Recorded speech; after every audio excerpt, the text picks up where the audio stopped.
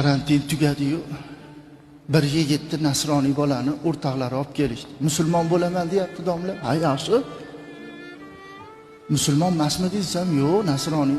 Musulmonga o'xshab ketdi desam, o'rtoqlarim musulmonda dedi. Bitta dvorda yashaymiz.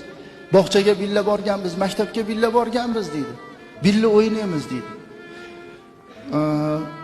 O'limlariga qatnashaman, marosimlariga qatnashaman dedi, to'ylariga qatnashaman, faqat masjidga bormayman xolos dedi.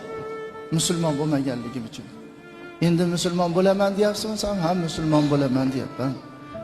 Xudo meni saqlagan dedi. Nimaga desam, bizda dedi nasroniylikda dedi cherkovga cho'qintirishga olib boriladi dedi.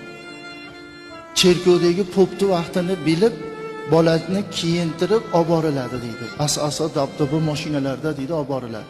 Keyin u cho'qintirib beradi, qaytib kelinadi. Meni ham shu popni vaqtiga to'g'illashib, kiyintirishgan paytda kasal bo'lib qolib, reanimasiyaga tushib qolgan ekanman. 10 kun yotib, kelganimdan keyin yana bir vaqtni belgilab, yana olib boramiz desa, yana kasal bo'lib qolgan ekan. Keyin onam aytgan ekan, bunga yoqmayapti, o'zi katta bo'lganda cho'qinib olaveradi deb olib borishmagan ekan. Ustoz dedi, "Ha" desam, bir marta ham cherkovga qadam bosmaganman. Nasroniy bo'lib turib. Domla dedi, "Ha" desam, "Aroq ichmaganman" dedi. Nasroniya nimaga ichmagansiz desam, bir masalangizni eshitgan edim yoshligimda. Payg'ambarimiz jannatga kirganlarida payg'ambarimizga Havzi Kavsar berilar ekan. Havzi Kavsarning oldiga borganlarida tillo kosa berilar ekan. Tillo kosadan Havzi Kavsarning suvini olib ichib sahobalarga berar ekanlar. Sahobalar birin-birin ichib Rasulullohga yana qaytib kelar ekan.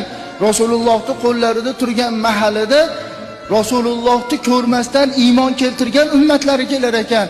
Rasululloh ularni ko'rib kosani tashlab yuborar ekanlar. Sahobalar aytishar ekan, "Ya Rasululloh, ya Rasululloh, biz sizni ko'rdik, gaplashdik, iymon keltirdik va yana sizni labis tekkan tillo kosadan ham ichyapmiz. Ha, bular sizni ko'rmagan, gaplashmagan bo'lsa, yana labis tekkan tillo kosadan ichishmaydimi?" deganlarida Rasululloh yig'lab aytar ekanlar, "Bular meni ko'rmasdan iymon keltirgan ummatim bilan meni oramda shu tillo kosani ham bo'lishini xohlamayman. Havzi Kavsarni muborak kaftimda olib ichkizaman" degan ekanlar. Shuni eshitganimdan boshlab ichmayman deb qasd qilganman, o'zim kichkina edim. Nimaga desam, Rasulullohning muborak kaftlariga bu og'zim tegishligi uchun loyiq bo'lsin deb. Qaranglar. Biz o'ylayapmizmi? Ol bo'lsa olib kirib qo'yyaptilar.